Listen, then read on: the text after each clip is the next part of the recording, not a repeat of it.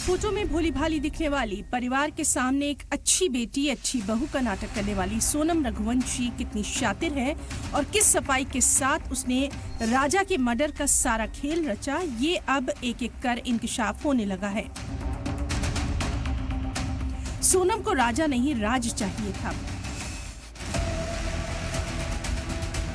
5 साल छोटे राज के साथ शादी करनी थी, लेकिन ये उसके परिवार को मंजूर नहीं था, इसलिए उसने ऐसा खेल रचने की कोशिश की जो कि फुल प्रूफ था, और वो चोरी छिपे बिना किसी को बताए अपने बॉयफ्रेंड के साथ शादी कर लेना चाहती थी। सोनम ने राजा से शादी से पहले ही अपनी विधवा बनने की तैयारी भी कर ली थी। राजा और सोनम की 11 मई को शादी हुई और 11 फरवरी को रिश्ता तय हुआ था। अब इंकशाफ के मुताबिक सोनम ने प्लानिंग करके ही राजा के साथ शादी की और मर्डर का प्लान भी पहले ही बन चुका था। राज कुशवाहा और सोनम रघुवंशी की प्रेम कहानी में जाति और उम्र रोड़ा थी। दोनों जानते थे कि शादी नहीं हो सकती, पर जुनून सवार था शादी करने का।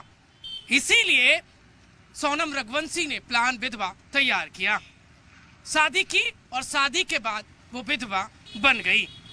वो जानती थी कि प्लान विधवा पूरा होते ही वो राज कुशवाहा की हो जाएगी। जराये के मुताबिक सोनम और राज कुशवाहा की आशिकी की प्लानिंग के बीच पिस गया राजा रघुवंशी।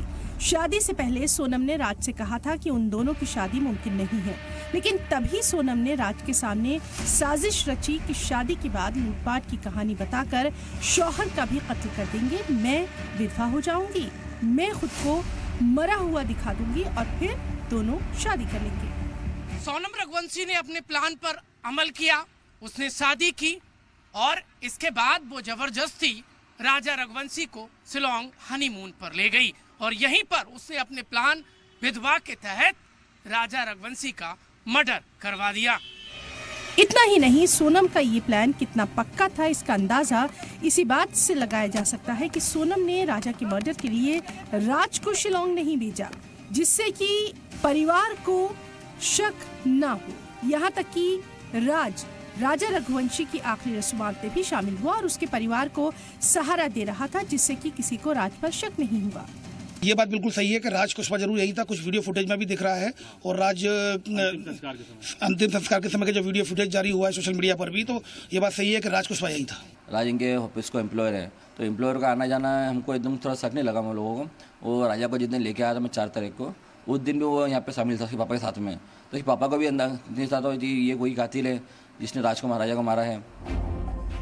राजा को मारकर खुद के मरने का प्लान बनाकर राज के साथ रहना चाहती थी सोनम दुनिया को खुद को मरा हुआ दिखाना चाहती थी और फिर आराम से राज के साथ जिंदगी बिताना चाहती थी। उसका प्लान था कि दुनिया उसे मरा हुआ मान लेगी और फिर राज कुछ महीनों बाद इंदौर छोड़कर उसके पास आ जाएगा। सोनम की प्लानिंग थी कि वो या तो नेपाल या फिर दिल्ली की भीड़भाड़ वाली बस्ती में छुपकर राज के साथ आराम से रहेगी।